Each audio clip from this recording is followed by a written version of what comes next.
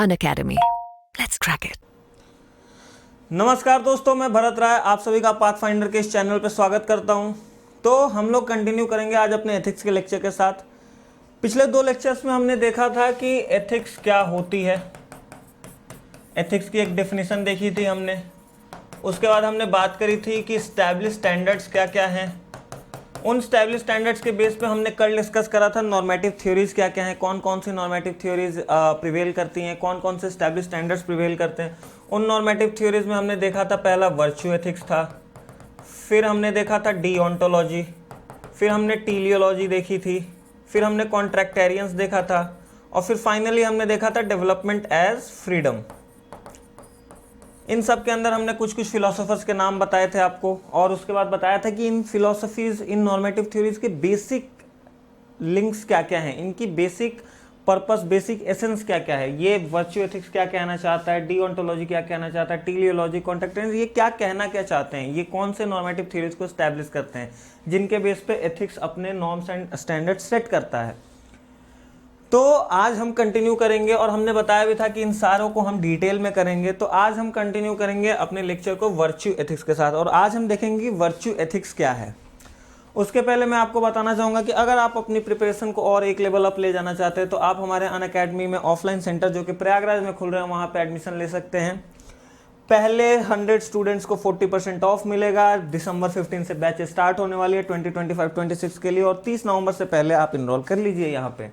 अगर आपको और जानकारी चाहिए तो यहाँ पे ये नंबर दिया हुआ है, इस पर आप कांटेक्ट कर सकते हैं, और ये लोकेशन है जहाँ पे कि आप जाके भी कांटेक्ट कर सकते हैं। इसके अलावा हमारे वीडियो के लिंक में एक गूगल फॉर्म दिया जाता है। गूगल फॉर्म में आप अपनी क्वेरीज डाल सकते हैं, जिसके बेस पे आपको रिस्पांस मिल जाएगा। एक काउंसलिंग फॉर्म भी लिंक में डिस्क्रिप्शन में लिंक पिन कर दिया गया है। इसके अलावा डिस्क्रिप्शन में टेलीग्राम चैनल भी ऐड किया हुआ है। टेलीग्राम चैनल से आप जुड़ सकते हैं, वहाँ पे आपको नोट्स और वीडियोस मिल जाएंगे। आप वहाँ से नोट्स और वीडियोस का एक्सेस ले सकते हैं और आने वाली वीडियोस का। इसके अलावा आप अनअकैडमी के कम्युनिटी सेंटर से भी जुड़ सकते हैं। कम्युनिटी में जुड़ने से आपको वही चीज़ें, नोट्स और वीडियो की डिटेल्स मिलेंगी। और अगर आप ऑनलाइन सब्सक्रिप्शन लेना चाहते हैं तो आप मेरा कोड BR10 यूज़ कर सकते हैं, जिससे आपको 10% इंस्टेंट डिस्काउंट मिल जाएगा। तो हम कंटिन्यू करते हैं अब अपने लेक्चर के साथ। हमारे लेक्चर का ये मैंने ओवरफ्लो बताया हुआ है वर्च्यू एथिक्स के पूरी, ये आपके दिमाग में फिट होना चाहिए।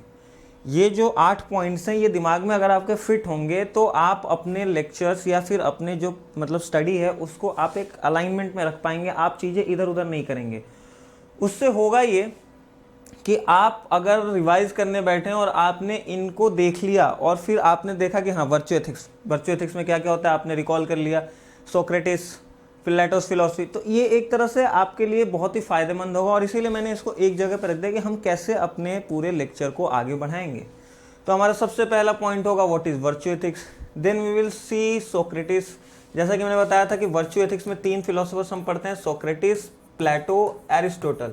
इसी वे में डेवलप हुआ था। सोक्रेटिस ने फाउंडिंग रखी थी एथिक्स की, प्लेटो ने उसको थोड़ा सा एडवांस बनाया था, और एरिस्टोटल ने most advanced form of ethics दी थी वर्च्यू एथिक्स में। तो हम देखेंगे कि सोक्रेटिस फाउंडर ऑफ एथिक्स के तौर पे क्या कहता है। फिर हम दूसरे फिलोसोफर पे जाएंगे, प्लेटोस की फिलोसफी क्या है। उसके बाद हम देखेंगे एरिस्टोटल की फिलोसफी, जिसमें वो किस चीज़ के बारे में बात करता है, virtue ethics and the 4 principles. ये 4 प्रिंसिपल्स क्या क्या हैं ये बात करेंगे हम। वो गोल्डन रूल के बारे में बात करता है, that is the doctrine of mean, ये क्या है हम ये भी देखेंगे। उसके बाद what is the main M और पर्पस। जैसा कि हमने बार बार बोल रहे हैं, मैं आपसे बार बार बोल रहा हूँ कि एथिक्स का एक मेन पर्पस होता है। एथिक्स टीलियोलॉजी बेस्ड होती है, पर्पस बेस्ड होती है। तो वो क्या है, तो एरिस्टोटल के लिए वो यूडाइमोनिया है। विल सी कि यूडाइमोनिया क्या होता है, हैप्पीनेस, वो कैसे डिफाइन करता है यूडाइमोनिया को। देन वी विल सी कि वर्च्यू एथिक्स में ग्रीक फिलोसफी का एसेंस क्या है। और फिर since we know that Aristotle की एथिक्स मोस्ट एडवांस थी, तो हम देखेंगे कि उसका इंडिविजुअल फिलोसफी पे क्या असर पड़ता है, उससे सोसाइटी पे क्या असर पड़ता है, और गवर्नेंस लेवल पे उसका कैसे एप्लीकेशन हो सकता है। देन वी विल सी कि what are the weaknesses and what are the criticisms of these philosophies, the virtue ethics philosophy, and we will finally see evaluation. देखो आंसर में भी ना आपके ऐसे ही आना चाहिए। If they are asking you about Aristotle's philosophy, for example, let us take a question, they are asking about doctrine of mean, then आपका answer intro से स्टार्ट होना चाहिए। इंट्रो में आपको बताना है वर्च्यू एथिक्स क्या है and what is the virtue ethics of Aristotle to be more precise. Then आप बॉडी में आएंगे एंड देन बॉडी में आप डिफाइन करेंगे what is the doctrine of mean, जो कि हम पढ़ेंगे। तो फिर आप पूरे डॉक्ट्राइन ऑफ मीन को डिफाइन करते हैं।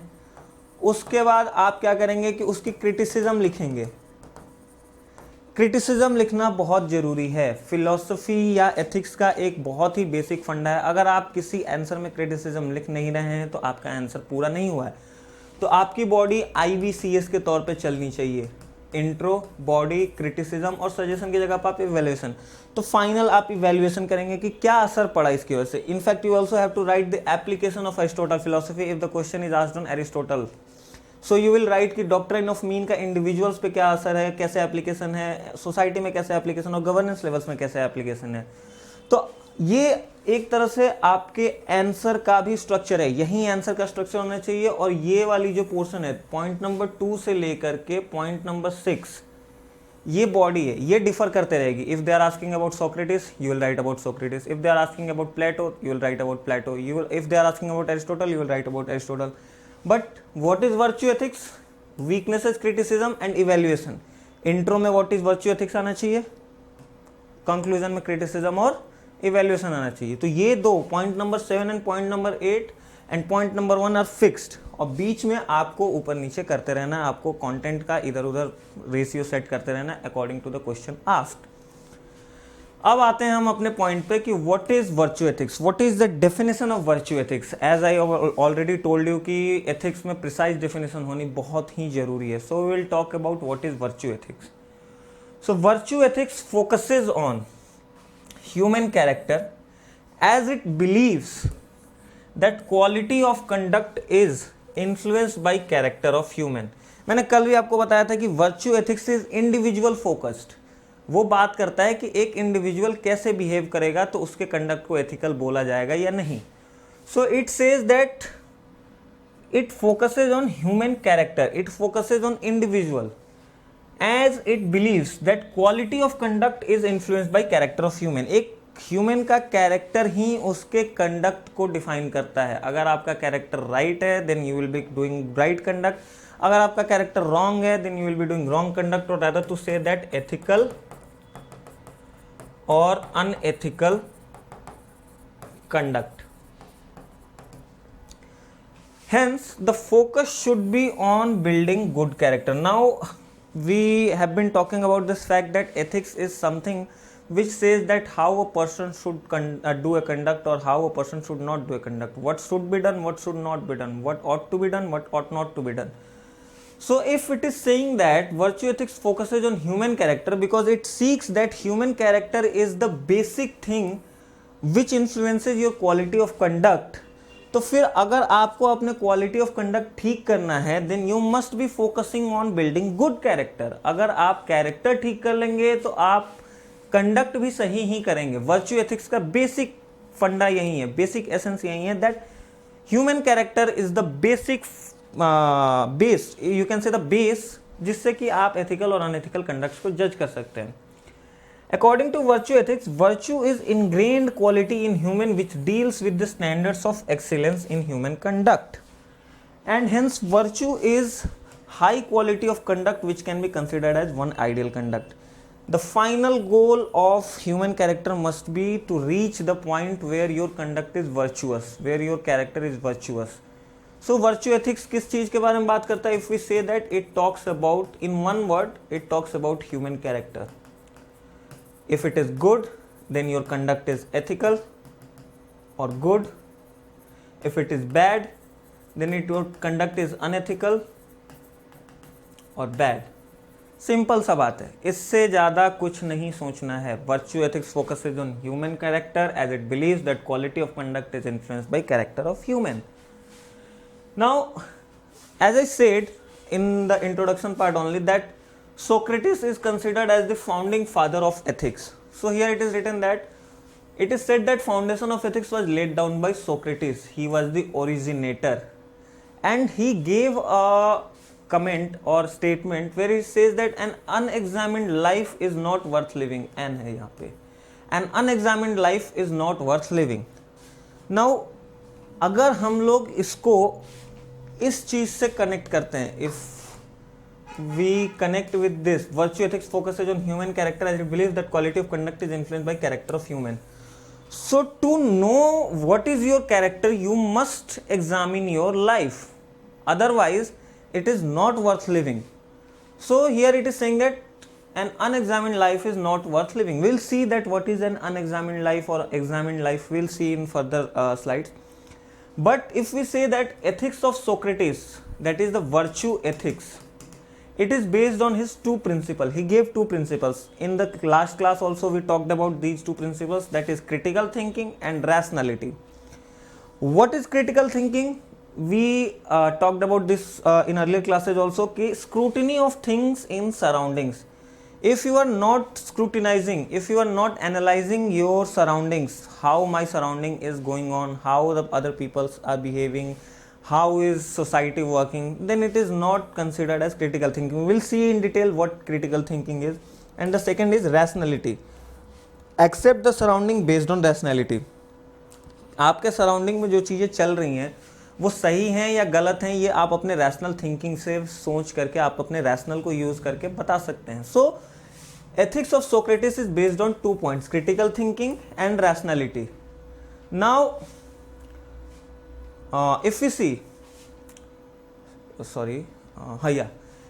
in his philosophy, following ethical principles were inherent. In the philosophy of ethics, virtue ethics of Socrates, some principles were inherent, and those principles were, first was objectivity, second was liberty, third was freedom, and fourth was quality.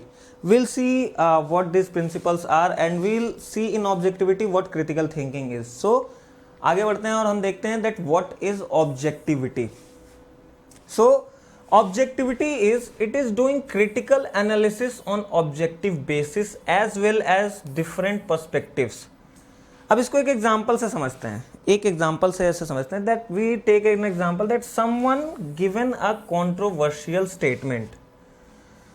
Now pause the video and use your critical thinking and the rational logic ki if someone given a controversial statement, then what should be the right approach here to look after the controversial statement, or what should be your approach as an administrator to look after this controversial statement. So pause the video for some time, look into it and then think about कि कैसे करते हैं. But if the question has been asked to Socrates, so Socrates का क्या process होता? So we will see the right approach. What is the right approach of the critical thinking?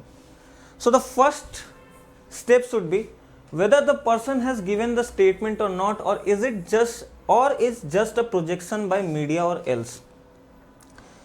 कोई statement कोई person दिया, आपको किसी ने बताया कि इस इंसान ने ऐसा कॉन्ट्रोवर्शियल स्टेटमेंट दिया.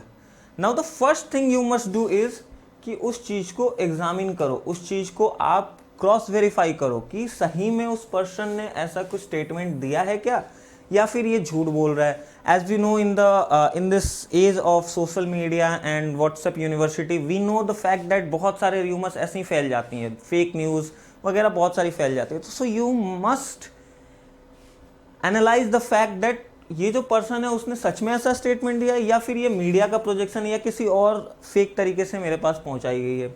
Then the second step must be the statement was right or wrong. You must analyze that the person who made this controversial statement, was the statement right or wrong. Then if it was right, if it is wrong, then तो बात वहीं पे खत्म होगी. If it is right, then in which situation the statement was given. You must analyze the situation, you must analyze the circumstances कि किन circumstances में ये statement दिया गया है. Then the fourth, what was the intention behind the statement?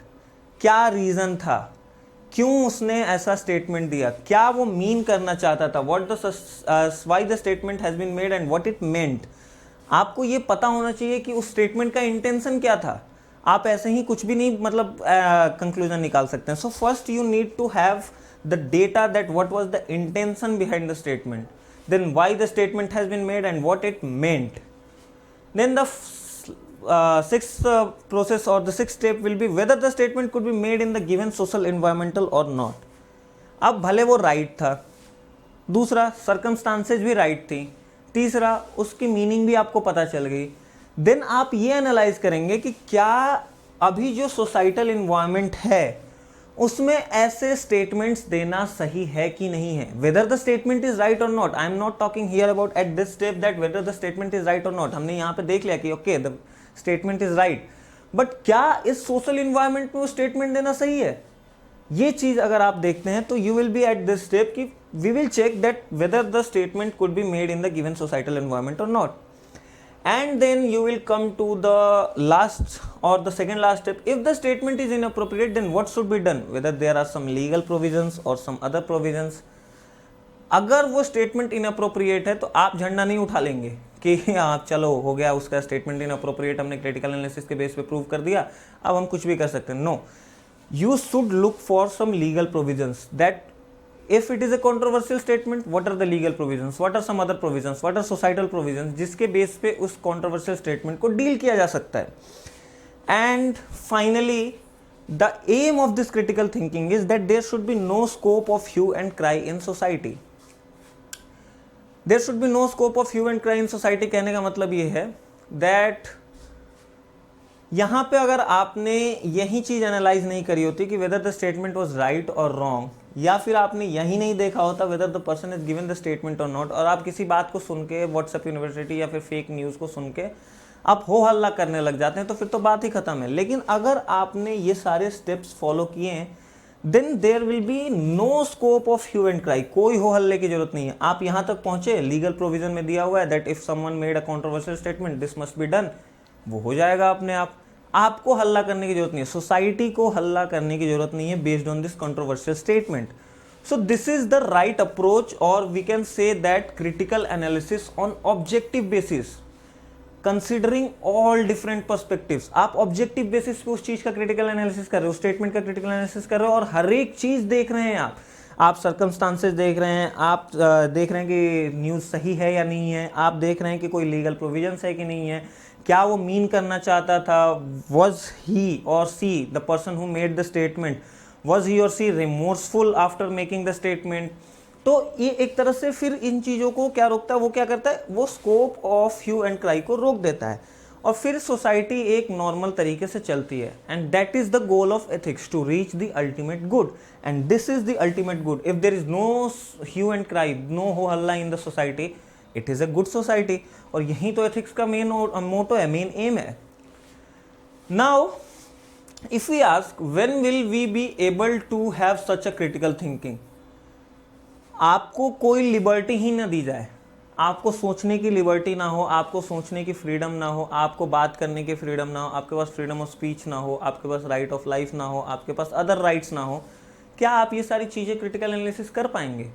बिल्कुल नहीं कर पाएंगे। और इसके लिए सोक्रेटिस ने बोला था it will be when we will have liberty and freedom, and that's what he was talking about, that his inherent philosophy और inherent principles of virtue ethics where first you must be objective, and to be objective you need liberty and freedom. अगर आपके पास liberty और freedom है तभी आप objective हो पाएंगे, otherwise कोई स्कोप नहीं है आपके लिबर्टी का, ऑब्जेक्टिविटी का। So it is talking about कि it will be when we will have liberty and freedom. And second aspect, you must respect the others critical thinking as well as and should not fight. For example if we say that कि हमने critical analysis कर लिया और दूसरा कोई critical analysis करके अगर दूसरे कंक्लूजन पे पहुंचता है तो हम उसको नहीं मानेंगे क्योंकि हमारी क्रिटिकल एनालिसिस नहीं, आपको उसके भी एनालिसिस की रिस्पेक्ट करनी पड़ेगी, आपको उसके बारे में भी सोचना पड़ेगा। यहाँ पे लिखा हुआ है साफ साफ that you must consider the different perspectives, सिर्फ आपका पर्सपेक्टिव ही नहीं चलेगा, यहाँ पे सबका होगा। And if you consider this then again this brings quality in one's life. आप क्रिटिकल एनालिसिस कर रहे हैं, आपने क्रिटिकल थिंकिंग रखी, आप दूसरों के क्रिटिकल एनालिसिस को रिस्पेक्ट कर रहे हैं, आप दूसरे की रैशनैलिटी और लॉजिक को रिस्पेक्ट कर रहे हैं, तो ये आपके लाइफ में एक क्वालिटी लेके आता है। And this makes a man a person virtuous. हमने यहाँ पे देखा था what is the final goal of virtue ethics, to make a man virtuous. Virtue is the high quality of conduct which when we consider as one ideal conduct, and to be virtuous you must follow these steps. you must be objective, you must have liberty, and you must have freedom.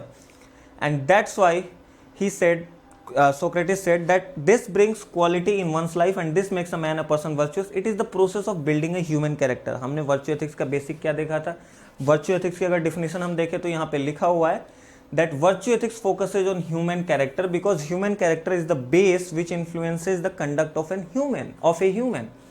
तो अगर हम human character को ही develop कर दें तो हमारा conduct अपने आप से ही हो जाएगा. And to develop our human character we must have this critical analysis approach. In this approach this must be the steps and you must have liberty and freedom. इसमें स्टेट का भी रोल आता है. स्टेट का role कैसे आता है?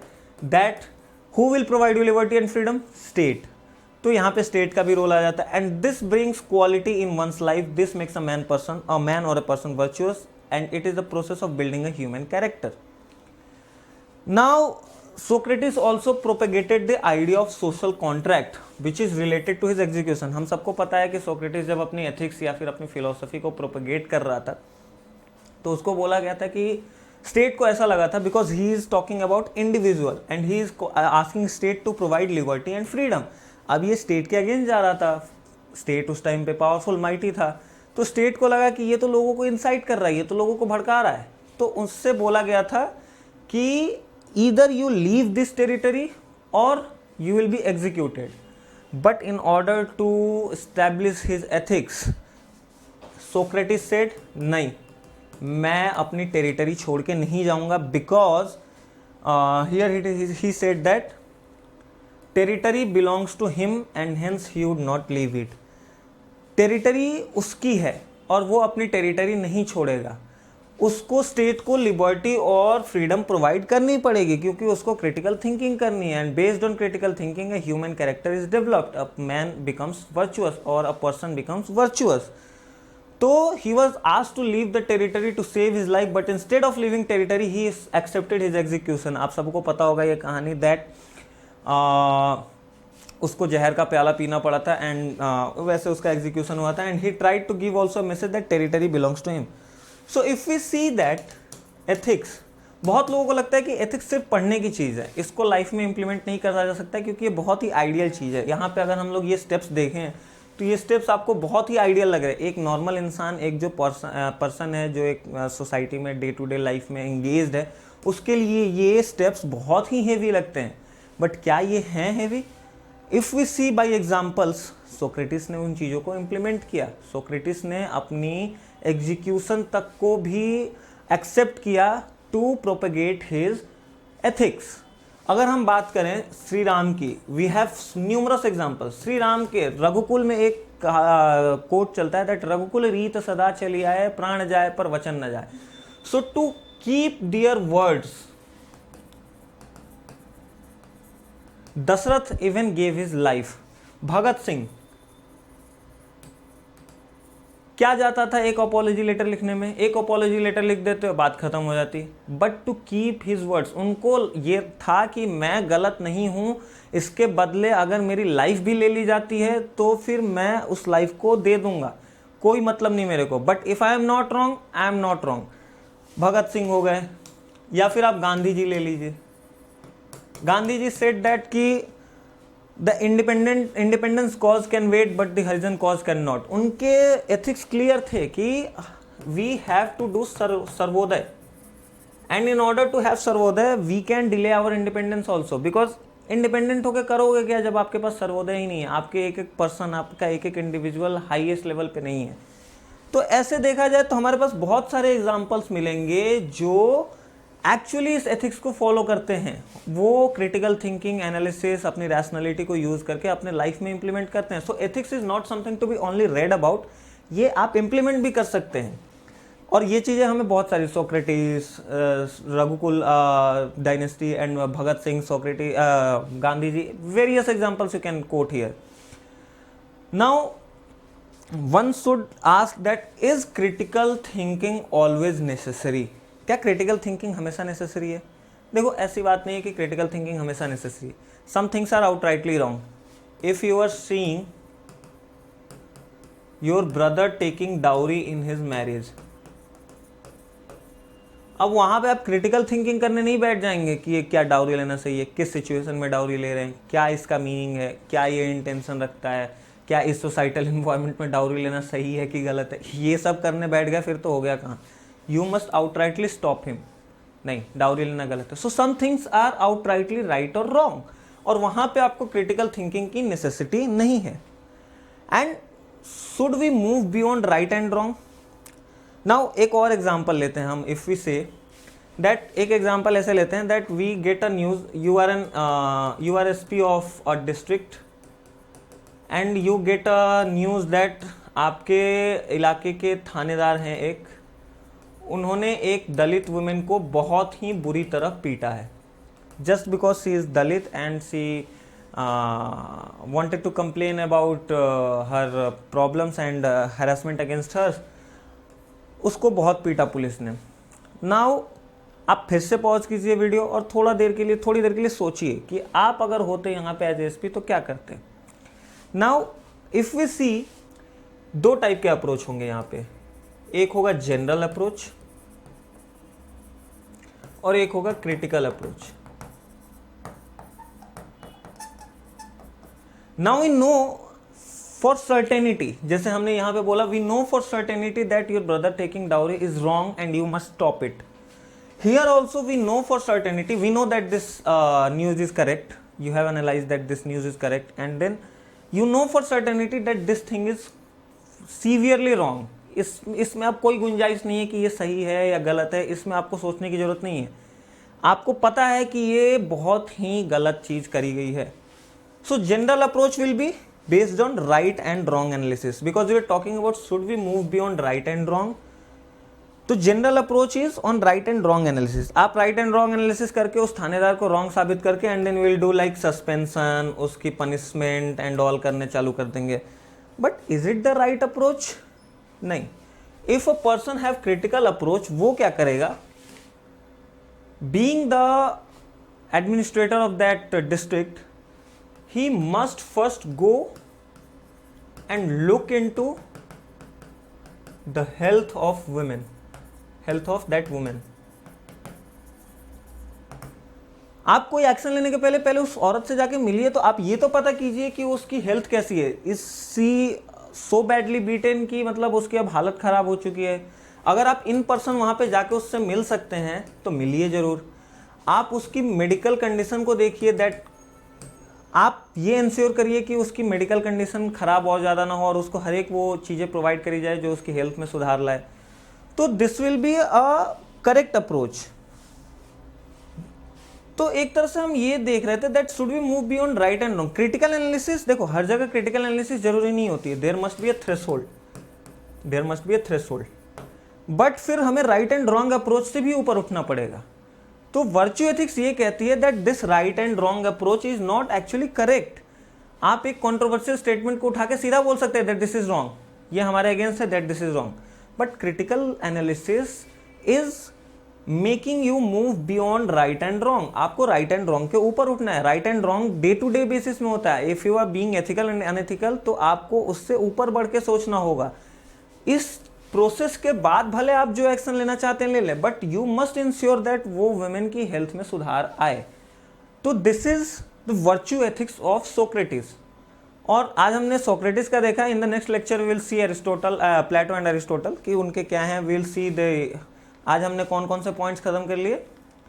We talked about what is virtue ethics, we talked about Socrates as founder of ethics. In the next lectures we will talk about these 3, 4, 5, 6 and in final lecture we will talk about the criticisms and evaluation। तो आज हमने इन दोनों को देख लिया, what is Socrates virtue ethics and what is eventually virtue ethics।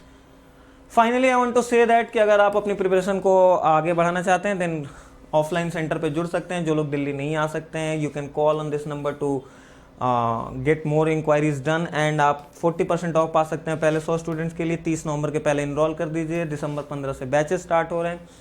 आपको Telegram link मिल जाएगा group में, वहाँ पे आप जुड़ सकते हैं। BR10 कोड का यूज़ कर सकते हैं इंस्टेंट 10% डिस्काउंट के लिए। और you should fill this Google form to get your queries done. यहाँ पे आपको बहुत सारी मदद मिल जाएगी। सो कल तक फिर से मिलते हैं। थैंक यू, जय हिंद, धन्यवाद। An academy. Let's crack it.